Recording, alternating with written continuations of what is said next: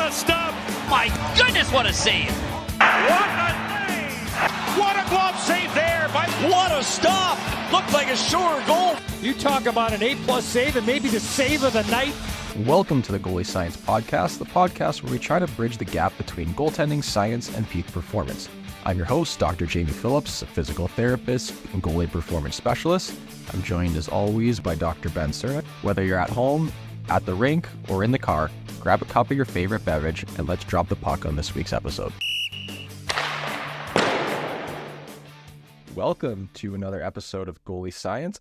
It is Jay Phillips here today. No Ben Cernick. So you're probably wondering, hey, why haven't we had an episode in the last few weeks? Well, I don't want to point the finger at anyone, but talk to Ben. Anyways, I'm joined by my goalie coach, my mentor, and a recurring guest on the podcast, Derek Boujan. We have a lot to talk about. Bouj, season started. We're now October 3rd. Holy smokes, it's already October. How's the start of the season been for you and your goalies? It's been quick, and it's come like a whirlwind. Like all of a sudden you're kind of halfway through your training in August, and then all of a sudden it's opening week and everyone's playing their first regular season games or already had early bird tournaments, or kids in junior are already getting traded. Like it comes hot and heavy, and it comes really fast. Yeah, we already the junior started in August, or it started in August, the trades in September, trying to find spots for goalies.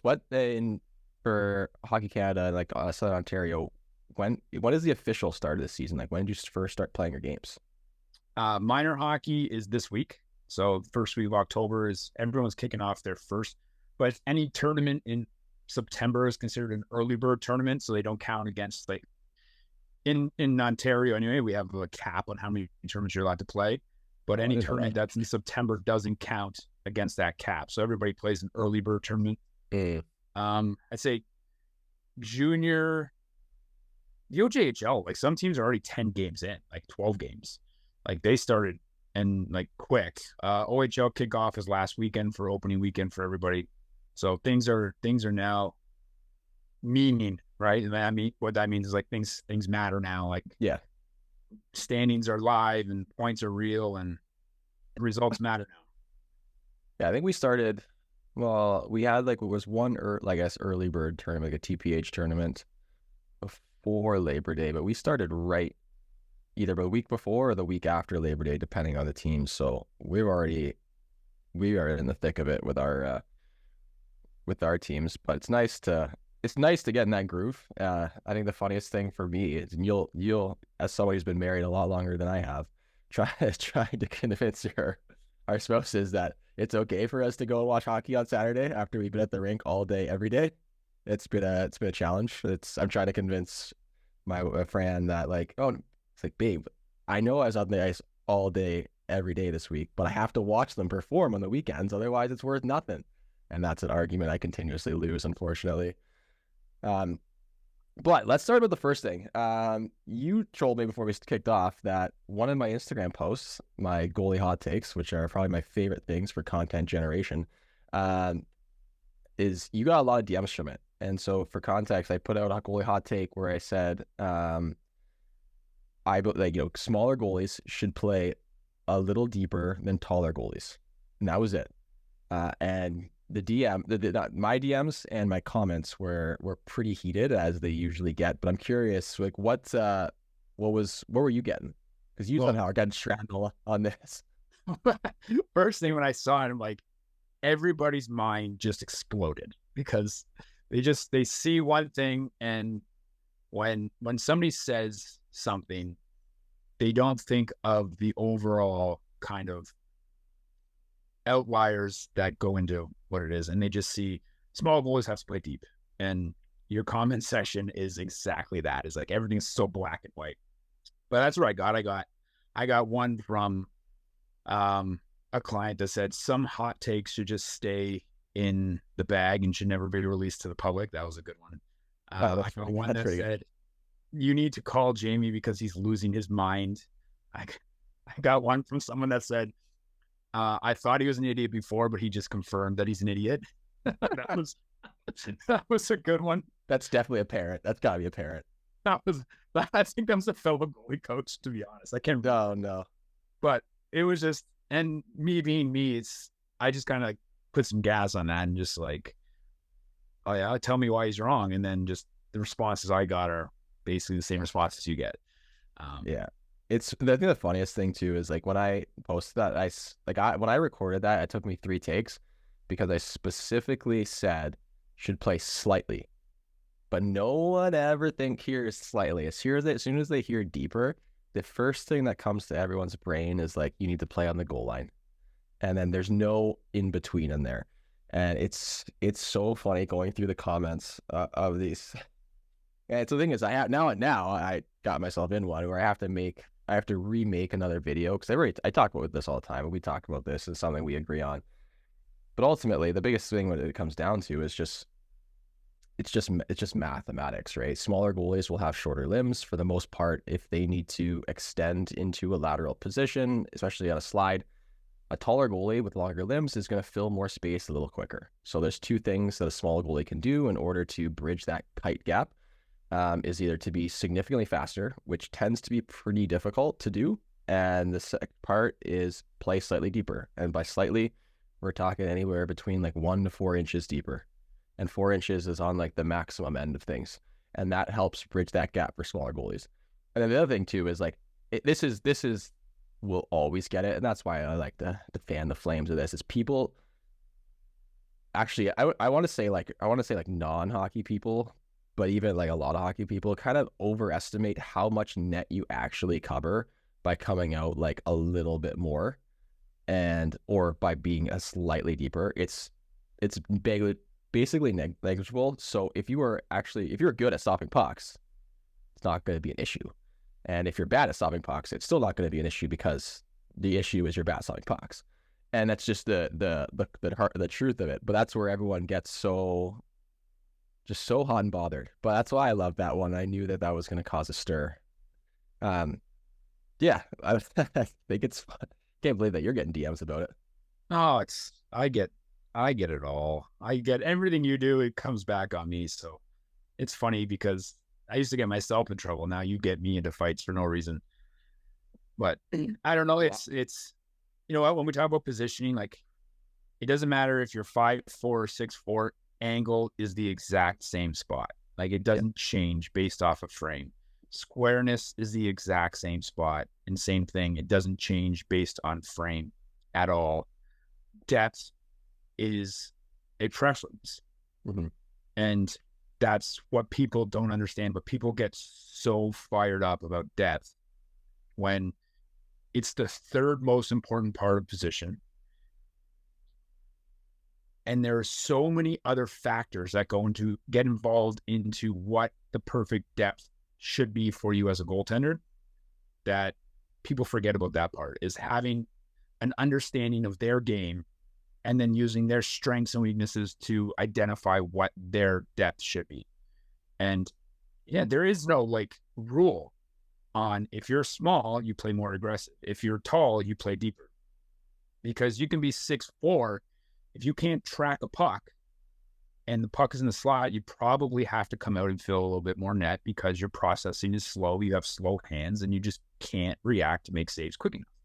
Mm-hmm. If you're 5'4" and you are ultra skilled at reading the release, then why is there a rule that says you have to be at the top of the crease? You can be 50% depth in the middle of your crease on a puck in the slot if your ability to read the release is exceptional. My head coach said that I have to be outside the blue paint. That's the obvious answer. If your head coach doesn't tell you, then well, yes, every head coach in the world just exploded yesterday. But every head coach in the world has absolutely no idea what that meant. They just heard play deeper because that's the only thing they know. Come out and cut down the angle, guys. Yeah. What if he doesn't shoot? Right? Nobody thinks of that. It's just I know. And the thing is too is like now with what I do in the the development side of it for Fox Motors for USA Hockey, and now with Muskegon the USHL, like I'm watching so much video, and the biggest thing that I'm noticing is, well, again, it comes back to kids just don't know how to play post plays. That's number one. Number two is like that most goalies are pretty decent, like from a young age. Well, I would say from like 14 and up when it comes to the angle and squareness. Like everyone, it's the same for everyone, and most goalies have a good grasp of that. But that depth, understanding depth and understanding their ability, there is a disconnect. So, if a goalie is like you said, if a goalie is not a great skater or they're not super flexible, but they're playing ultra aggressive, they're the ones that are getting beat all the time. They're the ones that are dropping on straight shots and getting beat, like around their bodies. Oh, they have these smaller goalies who are really good skaters, who are really flexible, but they're so over aggressive because, and I hear this legit every single day from my DMs, where I was always told I have to be ultra aggressive. How's that working out for you? Like, well, let's pull up your clips. Let's look at all the goals you're giving up. You're giving up only backdoor goals on shots that you got to make that read. So a lot of that comes down to processing the play and understanding the play. And I think that that's where I try to make a large emphasis in our training and like our goalie videos that we do throughout organizations is asking a lot of questions to goalies, especially the ones that get like, where it's like, what is this situation? And I force kids, because kids don't like to talk, where it's just like, okay, so explain to me what's going on. You have a pass option. What hand are they? So what does that mean? Do you have more time? Do you have less time? And just being able to think and process that game, typically the answer always comes back to, oh, well, I don't have a pass option, so I can be a little bit more aggressive. Or, oh, I have a pass option. What do you need? Well, I need to be either less aggressive, or I need to have some backwards retreat, or I need to have both of those. And so it's just being able to put those pieces together. But for some reason, like you said, as soon as everyone hears like depth, everything turns into a straight shot from the top of the circle, no D, no nothing. It's just a flow drill, and everyone needs to stand there. And even then, like, you're still not covering that much net. You're not covering that much more net. So is it worth it not maybe sacrificing your angle, sacrificing square, not getting your feet set and just crazy coming forward? That's another thing I see is not enough goalies are getting their feet set. But yeah, no, it is a good thing. And I think it's one that we'll probably be arguing until the cows come home with a lot of coaches, and that's okay, because, we have our opinions, even though our opinions are correct and based on math. Everyone else is entitled to their opinion, but it's interesting. This argument, for the 200 years that we've been having this argument, is an argument that has been perpetrated by head coaches who that is true. Carousel drills in practice, right? So let's say for the first 15 minutes, a goalie is getting a straight single shot in a straight line from a shooter from, say, top of circle to the slot. And coaches are basing their entire goaltending knowledge on that drill for where a goalie should stand. Yep. And that is the way it's been for the last 50 years. So there's no goalie coach out there that is that will have an argument that says you should have your full foot in the white ice. I don't know any. Well, and I only talk to guys that I respect in the industry that know what they're talking about. That's true. So if you're a guy that's telling your goalies you need to have a full foot in the white ice in this play, you're probably not a goalie coach that should be working with elite goalies at an elite level. This is an argument perpetrated by head coaches telling smaller goalies that they need to be more aggressive. Yeah, well, that goes back to when I shared that text about my junior goalie goes to a new team and is already, well, first of all, this is going to be my grind my gears for today's segment, is if you're a goalie coach and you tell a goalie you're not going to play unless you play my style, for me, that immediately, I have no respect for that. It's hard because every goalie is different. Which drives me crazy that we can't understand that. And we as coaches need to be able to adapt our coaching and our technique and our analysis of things to the goalie in front of us. And the variables are going to be the same. Angle, squareness, depth, we can tweak a little bit. But different situations, making reads, those are going to be the same across all platforms. But how we get there is going to vary depending on the goalie in front of us. And we had a goalie, for context, went to a new junior team, was coming off a pretty solid year. I guess you would say he's an undersized goalie, gets to a new team, and this goalie coach doesn't like the way these plays because he's plays too deep, even though he's at making all the saves. So goalie coach forces him to be too aggressive. Now, if he can't make any saves, now he's in his own head. He's getting beat backdoor, but the goalie coach says if he doesn't play this style, he's not going to play any games. And then so it's kind of like, well, what do you do? And that makes it really hard. And so he and I had to have a discussion about like the best way to treat the situation, and ultimately like getting wins and playing your game is going to be the best. But it's a frustrating situation. I have a perfect example to piggyback on that will add a little bit more context to people listening. When the Maple Leafs signed Frederik Andersen. So Frederik Andersen came out of Anaheim. I love this because we have so much video on this. Yeah, I know. Frederik Andersen was a huge offseason signing by the Maple Leafs. He came into camp. Mike Babcock thought he played too deep and forced him to play more aggressive. Actually, I think the goalie coach at the time for the Leafs was the goalie coach that you worked with too, I think, after. So he spent the entire training camp forcing Frederik Andersen to play more aggressive. Well, the very first game was against Winnipeg, and he gave up 8 spots, He gave up 4 in the third period. Every single one of them was a play where he had a full foot in the white ice and the puck moves laterally and he got scored on. And the Leafs, who were winning 5-3 going into the third, ended up losing 8-7 in overtime in Frederik Andersen's first game. And after, I think, 2 weeks, maybe 3 games in the year, I think Babcock just said, oh, whatever, just go play however you play. And Frederik Andersen went back to his natural depth and ended up getting 35 wins and was an all-star goalie. And they take a goalie who had success in the league, brought him in on a 5-year deal, gave him $25 million, and then said, okay, we need to change the way you play. That makes no sense. You do not take a goalie who's had success in the league and tell them they have to change the way they're playing. That's just ego. That is ego on the coach, and that is not putting your goalie in the best position to have success, and is not putting your team in the best position to have success. That's just ego. And we look, like Ben has talked about it many times, where certain goalies can succeed in certain, systems, and that teams are starting to scout, draft, and trade and sign goalies that are better suited for their systems.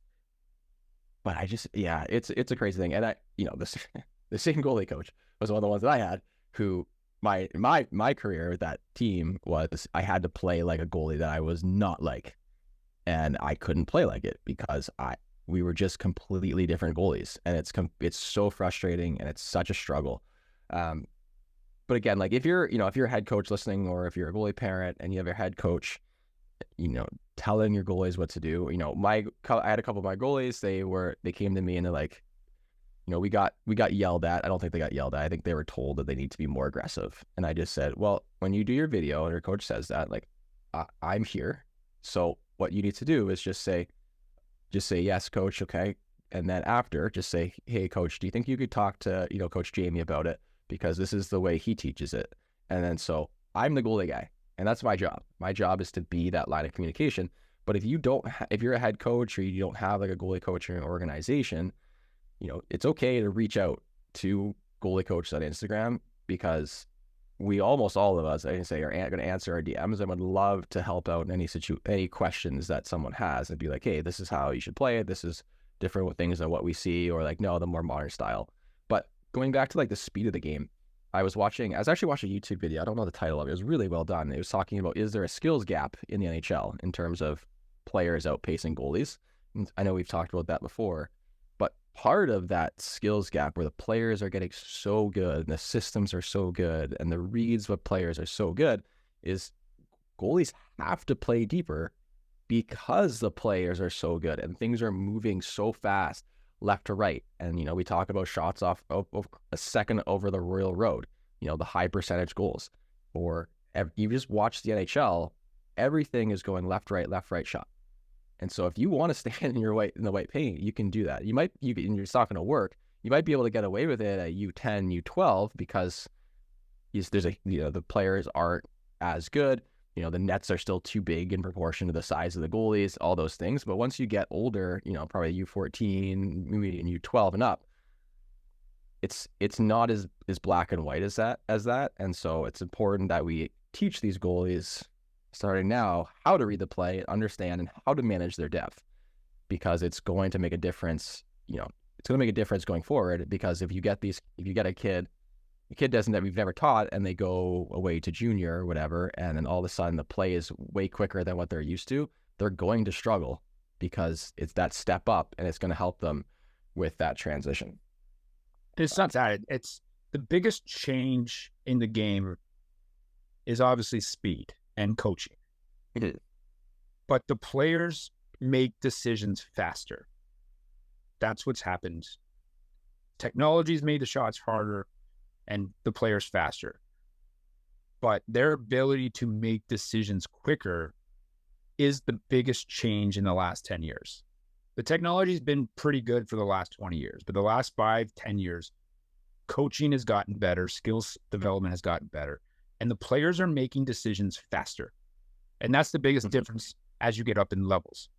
And when the players make decisions faster, physically they may be moving the same speed, but the game speed increases tremendously because their decisions are that much quicker. And that's where the depth is going to kill you. Is sure, the game, you might get physically faster as a goalie and think, okay, I can play an extra 3 inches with more depth. But the player's thought process and processing the game has gotten so much quicker in the last 5-10 years that they are moving the puck and making choices faster. And we physically cannot keep up with that. It's just the way it is. It's the way it's going. And depth is going to constantly be a battle with us versus head coaches and some more inexperienced goalie coaches. But the kids that understand depth management and what it means and how it can affect and kind of help support their structure in their game are the ones that are going to end up having success.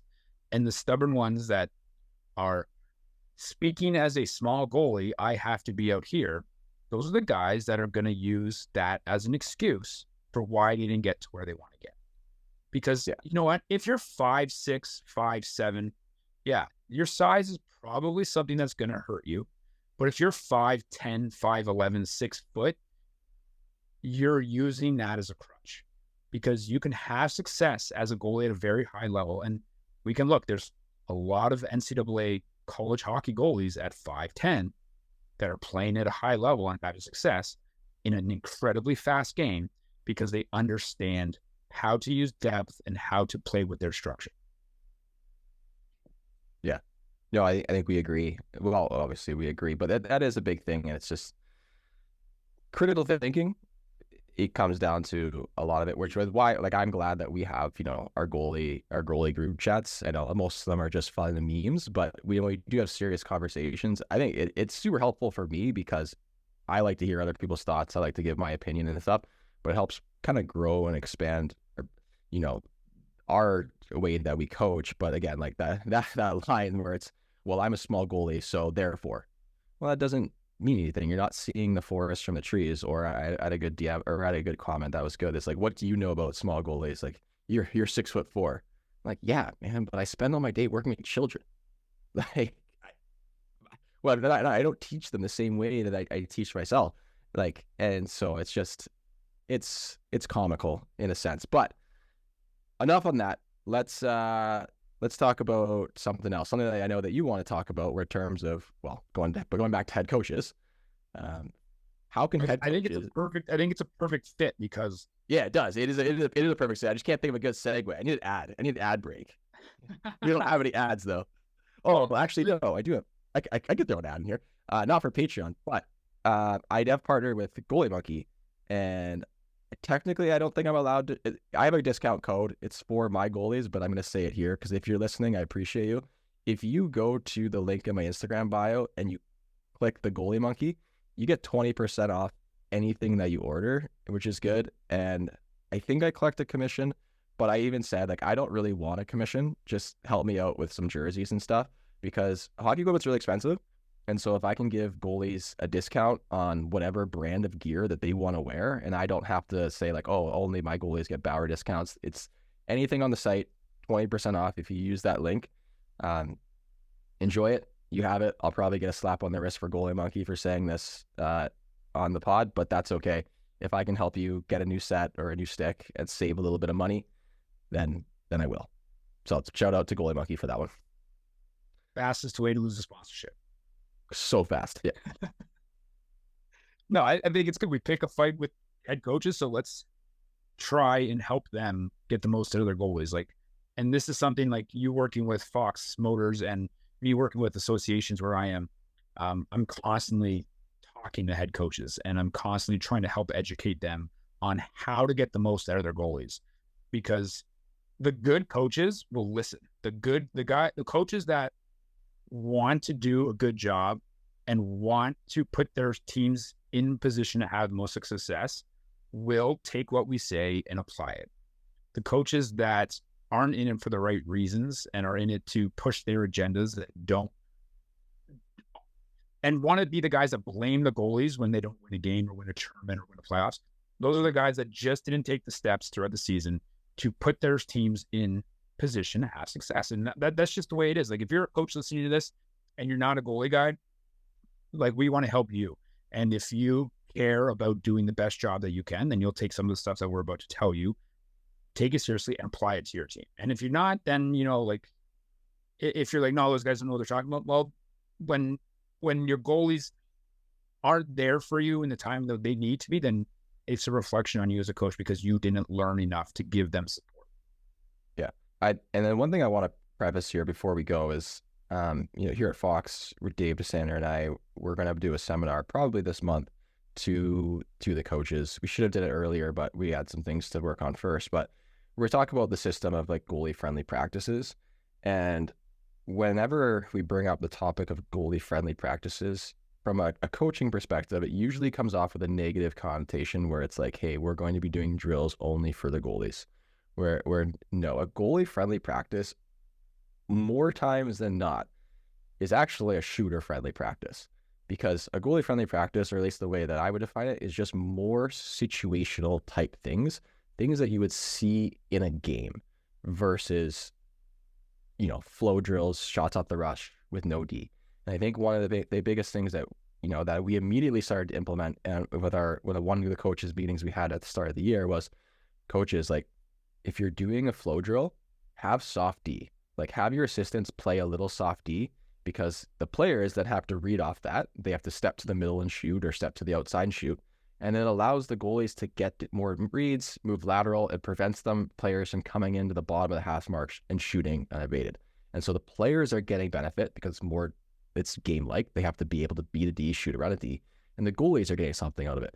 Or, if you're doing a drill where it's come around the corner, shot, come around the corner, shot, come around the corner, or top of the circle, shot, shot, shot. We've all done those 6-shot rapid drills. Well, if you set up some pylons and you make each player come around, circle, shot, and allows it to space out each shot, one, your players are getting a little bit more skill because they have to make tight turns and control the puck. And then it gives the goalies time to focus on each shot, make the save, and then readjust. And so it's like small tweaks like that. There we talk about goalie-friendly practice. And it's not just like, okay, we're going to take the goalies down to one end with your goalie coach, and you're going to do our own thing. That's not what we mean by goalie-friendly practice. But, Boosh, what are, like, for you, when you're working with your organizations, what's, like, what do you kick it off? Like, what are you saying to the coaches to help them support their goalies as best as possible? Well, I think the first one is, like, to me, is like the most obvious thing is, like, the goalie who is starting the game knows they're starting the game. Like, yeah. coaches, and I have this conversation all the time, is like, if a coach is like, well, I want them both to be ready. I'm like, okay, so this is what happens. You can tell both goalies, I need you both to be ready. I'll tell you before the game is starting. You have 2 goalies that are about 90% ready, because there's that doubt in their head all day during their pregame routine and preparation that they don't know if they're playing. So they cannot fully prepare. So instead of having one goalie who is 100% ready because he's gone through his routine and his entire pregame preparation, you have 2 guys that are not 100% ready. You are not putting your team in good success to have, or you're not putting your team in the best position to have success. And coaches are like, well, I just want them both to be ready. if you're the goalie who's not starting that night, you should still be going through your pregame routine and your preparation with the expectation that there's a chance you have to play. You have to still be ready. And I would say that that guy is probably 90% ready and prepared. So instead of having one guy who's 100% prepared and one guy who's 90, you now have two guys that are not ready. And that's a fault on the head coach. There's no way around it. Your job as a head coach is to put players in positions to have success. Not telling them who is starting is not putting your goalie in the best position to have success. And to me, it's just inexperience and it's ego on a head coach. If you want your goalies to play the best and give them the best chance to have success with your team, you need to tell them who's playing. It's not a black and white for me. It is black and white for me. This is not a gray zone for me. Like if you are a head coach, you tell the goalie who's playing, and the further away from that game you can let them know, the better. Calling them in noon the day of, not the best. Let them know the night before, let him prepare, let him get sleep, let him do his morning routine, let him do his meditation, drink water. Because if the guy who's not playing is serious about his position in his sport too, that guy's still going to prepare properly also. But now you're taking away any outside factor and you have a goalie who's ready to go. Yeah, I agree with that. Like night before at the very latest, in a perfect world, practice before. Like if you can tell the goalies that practice before, hey, Susie's going tomorrow, then you'll see, one, the starting goalie is going to have a lot more dialed in practice. They're ready to go. But it sets the tone versus coming to their day of. I think this too is like, especially in minor hockey, which we see this more and more. This does happen in junior. And one of my junior A goalies deals with this too. And it's just so frustrating. But in minor hockey, it's like you get a 5-minute warm up. The coaches don't tell the players like, hey, be ready to go. You might be in, you might not be in. They don't do that. Yeah, there aren't scratches in minor hockey. I get it. But you don't do that. And if you did have scratches, you wouldn't do that for players. So why do you do that for goalies? Especially a position that requires so much mental focus and emphasis and preparation. And you want your goalies, the thing is the same coaches that do that are the same ones that are like, yeah, our goalies need to steal his wins, steal his games. The same ones. And it's like you said, it is ego driven. And that definitely is one of the worst things that you can do. For me, after that, I would say, yeah, I'd probably actually said that. I'd probably be number one.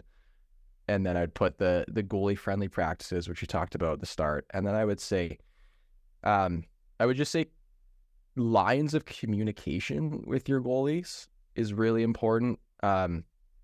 If your organization or your team has a goalie coach, even if they're there once a week, or once every 2 weeks, make sure that goalie coach has the parent's number and the goalie's number, because I find that goalies are always young goalies are very on edge about what their head coach says and does. Obviously, they make the decisions. They're the ones in charge.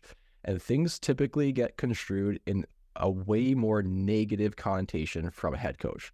I have my younger goalies being like, oh, coach so-and-so yelled at us for this. And in my brain, I know that they didn't yell, but it was more of they were watching their video, goalie gave up a goal, and the coach is like, you see this, you need to be more aggressive. Their voice wasn't raised, it wasn't yelling, but the kids take that more to heart. If you're a head coach and you have access to a goalie coach, talk to the goalie coach. Allow them to be that bridge of communication, which is something we do now. We have a group thread with all the coaches, or the coaches of certain teams. If there's a goal they don't like, they send me a clip of that goal, and then I reiterated that to the goalie. And it just helps in a way, because coaches are going to say, hey, I'm not a goalie guy. But yet they're still going to offer their opinions on being goalies. I'm not a goalie guy, but this is what you need to do. This is what you should do. Yeah, exactly. So if you're not a goalie guy, allow the goalie guys or girls to be the ones that do that. And if you don't have one, it's just important to acknowledge that you aren't a goalie person. But what you can do is, instead of, selling your uneducated opinion on things, try your best to have as much of a positive connotation when you speak to your goalies. Instead of saying, this is a bad goal. You need to stay on the top of your crease, blah, blah, blah. Just say, hey, next time, let's try to be in a position that gives us a better opportunity to make that save. Or make sure you scan the ice so that you know that there's a guy or a girl back door. If you flip something into a more positive connotation, it will help you, especially when you're dealing with young goalies. And that's where I think this is probably the biggest aspect is we're not really talking about junior and stuff. We're starting to become the young professionals in a sense. But when dealing with minor hockey and dealing with children, as the head coach, try to be as positive as possible with your goalies. It will go a long way, and they will be more receptive to feedback if you don't have a goalie coach who can be that kind of bridge, that translator between what you would like and what the goalie needs to do. Yeah. The other thing that drives me absolutely crazy is not allowing your goalie to do their own warm-up, like forcing them to do the team warm-up because they're part of the team. Okay, yes, they are part of the team. And team building absolutely needs to happen. Dressing room time absolutely needs to happen. If your goalie does not want to do the team warm-up because he has particular needs that he needs to do, he or she needs to do to prepare for the game, and the coach not allowing them to do those things because our team is doing the warm-up, you have to go be part of the team. Yes, I understand they are part of the team, but they are a very specific part of the team that is playing a sport that is completely different than what the rest of them are playing. And if you as a coach want to have success, then forcing the goalie to do a pre-game warm-up that they know they have to do extra stuff for or different stuff to get ready isn't about putting your goalie in the best position to have success. And it drives me absolutely crazy. Like the goalie to me picks what they want to do for warm-up. And coaches that allow that to happen are going to get more out of their goalies. It's just the way it's going to be. So forcing your goalies or treating your goalie like every single person on the team is the same isn't something that happens. It's outdated. That's archaic thought, because there's not a coach in the world that doesn't treat every player on his team differently. You're going to have a kid who needs to be pushed hard to have success. I heard a story about Cale Makar. Cale Makar in his last year at junior went to his coaches and says, I need you guys to be harder on me. You guys are not pushing me hard enough. He's like, I'm a tough kid. I can take it. He asked his coaches to be harder because he thought they were being too easy and letting him get away with too many things. I think Cale Makar turned out to be a pretty good hockey player. You have the kids who, let's call it what it is, are softer. They need to have a hand on their shoulder and need to be built up a little bit. And then you have kids that you have to treat individually based on every single specific situation.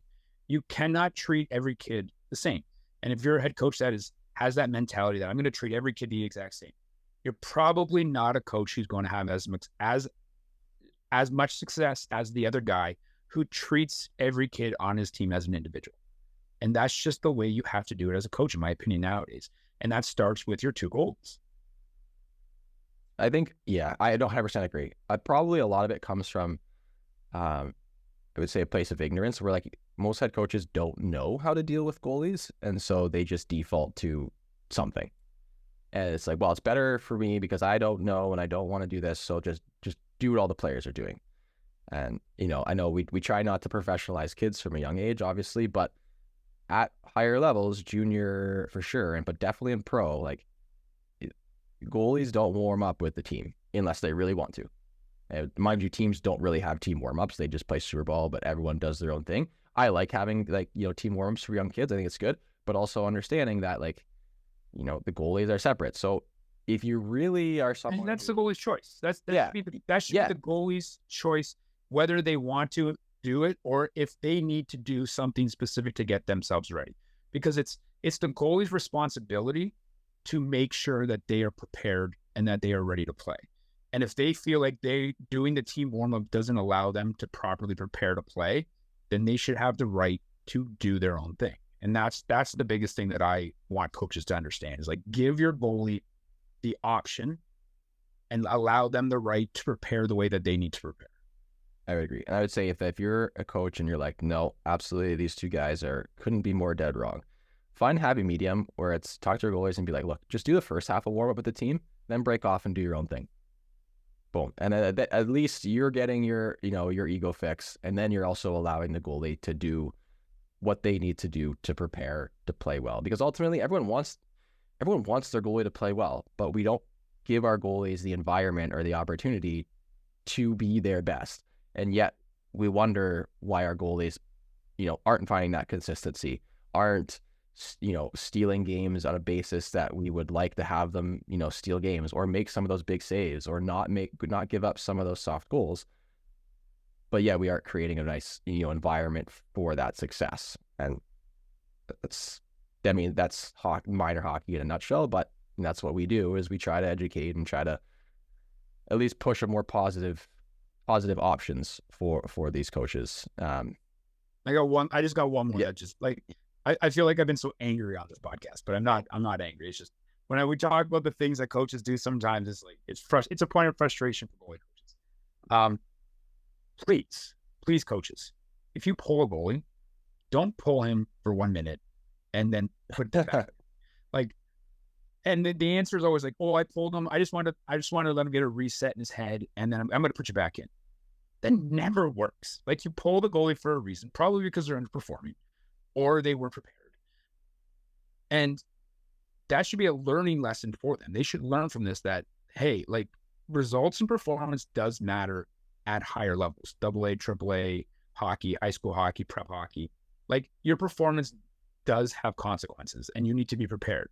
So if you're going to bench a defenseman who's throwing 3 pizzas up the middle and is a -3, then if your goalie gives up 3 on 4, he doesn't need a reset. He needs a night off. Like, you take him out, leave him out. Don't go and glare at him or yell at him, right? That's the biggest thing is like, okay, a forward makes a conscious decision if they want to block that shot. A defenseman makes a conscious decision on a 50-50 puck if he wants to be the first to the puck and get hit, or if he wants to be second and throw a hit. Those are conscious decisions. Goalies do not make a conscious decision to allow a goal. It is a result of an infinite number of variables, and sometimes the puck goes in. So yelling at a goalie for effort or whatever, it's not going to work. Sometimes they need a night off. And that doesn't mean that after the game, you can't go and talk to them and just reassure them, hey, like, tonight just wasn't your night, no problem. And to me, like, this is a big thing for me as a goalie coach, and even when I'm a head coach, is if your goalie's 13 or under and you've pulled them, I'd have a quick conversation with mom and dad and just say, hey, like, tonight wasn't his night. This is why we took him out. But I'm 100% confident in his abilities, and he'll be better next time. Because that's going to take the negativity out of the ride home. Because the first thing a parent's going to say, well, what'd the coach say to you? Well, yeah, what he's such a jerk for taking you out. And then that becomes the context of the ride home. So if you have a positive conversation with mom and dad after the game, rebuild that goalie's confidence and reassure them that you have confidence in them, you're going to get more out of your goalie coming back the next day. And I think that's where a lot of coaches struggle, especially when I have conversations with the guys that I work with. They don't know when to pull a goalie. They don't know how to pull a goalie. They don't know what to do after they pull a goalie. And like, to me, it's like, it happens once or twice a year, but there's a way that you can make sure that they understand performance does matter. Preparation does matter. And you can take that and kind of make sure that you're limiting some of the damage that pulling a goalie does. Because yeah, like, I've coached a team where my best player was -3 and he didn't see a shift in the third period. And the player understood 100%, but boy, dad did not. And dad was very upset at me and the kid, and that car ride home for him wasn't very good. And that's no different. As a coach, you have to kind of manage some of that stuff also. That's just the way the game is now. And that's my advice to any coach who has to pull a goalie, is that's exactly how I would approach it. I agree. And it's just communication. It's really important to have that communication. Sometimes a goalie has a bad night. Sometimes it's a team, and sometimes it's the goalie, right? Sometimes it's both. I lost my train of thought. We're back. Quick little technical difficulty, but we were just about to wrap this up. I think this was a really good episode. If you're a goalie or a goalie parent, the second half where we talk a lot about, we talk specifically about what can goalies do to support what can coaches do to support their goalies? I think it's definitely one that is worth sharing, or even to break down, take some notes, have a discussion with your head coach, find different ways that you can be a collaborative effort to support the goalies as best as possible.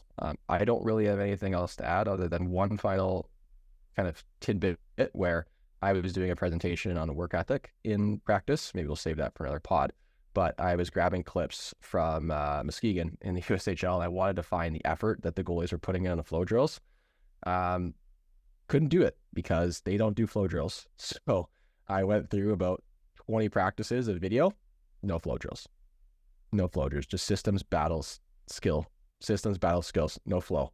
And that made me happy because I was like, good, that's the way it should be.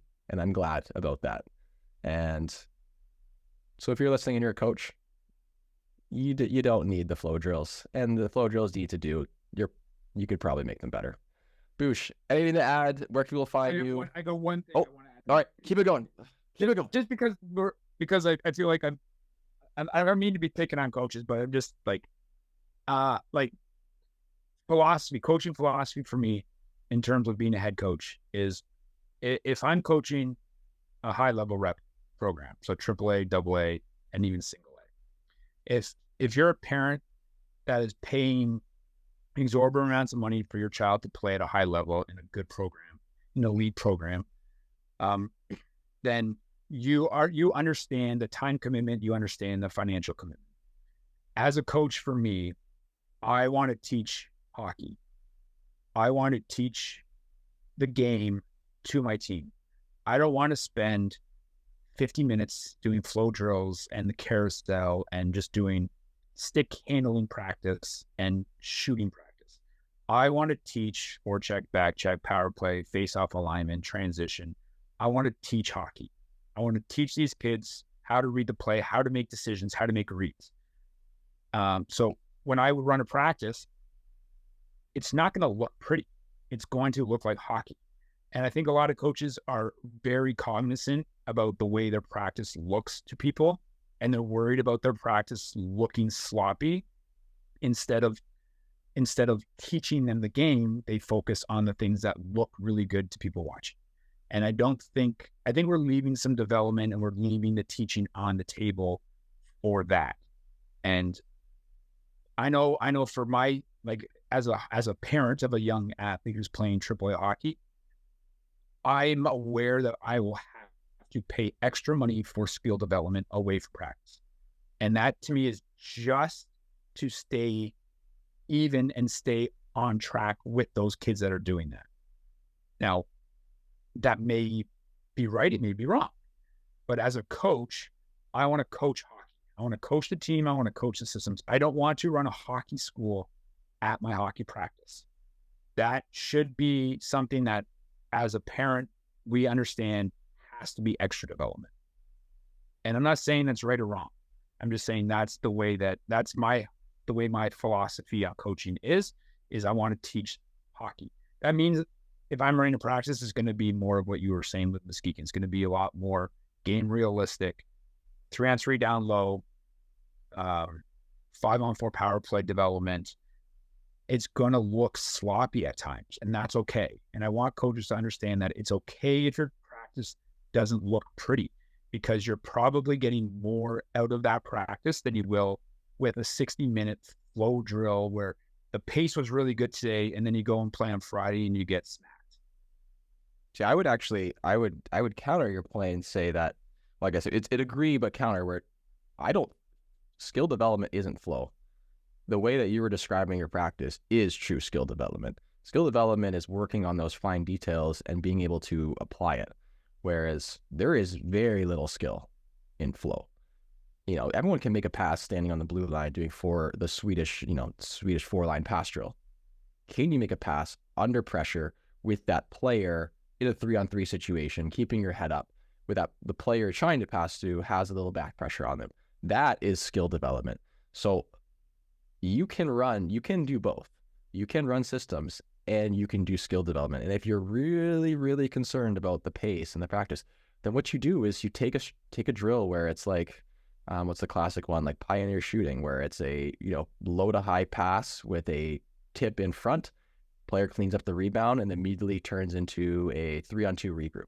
There, you can do 3-on-2s and you can do a little quote unquote flow or skill development. You can have the best of both worlds sometimes, or actually all the time if you really want to. So for me, skill, like flow drills are low hanging fruit. And if you're going to do flow, it should be 3 minutes at the start of practice for just to get your hands and some touches. But also, like, if you're really concerned about that, that you can have your players just grab those like little yellow heavy balls and just work on their stick handling and stuff before they get in practice for 5 minutes. Gets their hands warm, their touches warm, do a dynamic. They should be ready to go. But I would agree with you. I just think that for me, flow is not skill. Flow is if anything, it's the opposite. And I'm going to add one last thing here. If you're a head coach, and I guess like Derek said, we're not trying to harp on head coaches, because we're not head coaches, but we coach alongside them. Allow your young kids to fail when doing these things. Like when we started to add in the soft deep pressure, or sometimes we bring out different apparatuses on the ice and players need to push or pull around the puck, we tell them, we want you to try to be creative. We know you're not going to get your hardest shot off. We know you're not going to hit the net every time, but eventually you're going to start to hit the net most of the time. You're going to start to get better. That's how you get better. You coming into the bottom of the hash marks and shooting isn't doing anything. But for you to come in, drop your shoulder, push that puck, and then shoot off your back leg and whiff on it is going to do more for your development, because you're going to do that again and again and again. And eventually, you're going to get that shot off. And then you're going to get the shot off again and again and again. And that's how you get better, by being challenged. That's how you grow as an athlete and as a person, by challenging yourself, failing, making mistakes, learning from that, and then progressing and adjusting. And so I think that's the biggest thing, is like, if you're going to do these things and do skills that I think one thing that I think is, like, all the teams that I have at Fox, the coaches are very good at allowing their players the freedom to try certain things and fail, because it's practice and they're going to get better. And when they start doing these things at U12, by the time they get to U18, or if you're in the girls, U19, you're going to be a lot better off than just coming in, shooting with your head down at the bottom of the circles. So that's all I have to say. Boosh, where can people find you? Instagram, Bougin_goaltending. That's basically it. Basically, Instagram. I'm on YouTube. If you search Bougin goaltending, I got some stuff up there. I got to start doing a little bit more of that. And last thing is, good luck to the U10 Hamilton Steel AAA team tonight. They play their first regular season game, and so that'd be Weston's first official AAA game of his life. And it's tonight against the Credit River Capitals. Where's Credit River? Credit River is like Brampton. Huh. All the new teams, I can't keep up with it. New teams, sick unis. Are they sick unis? That's another. I think it's good. Another Barska style. Well, good luck, Weston. Good luck to the Hamilton Steel. Good luck to all my Fox goalies, because that's my priority. But thanks for joining it. I might have to have you a recording segment. We'll see. Maybe Ben gets healthy scratched. I don't know. But thanks for listening to the pod. Check out that Goalie Monkey link if you want to treat yourself to a little discount before they take it away from me. And I was gonna say, you got about 24 hours to use it. Yeah. And we'll try to upload podcasts a little bit more frequently. But I appreciate everyone taking the time out of their day to listen or watch and support us.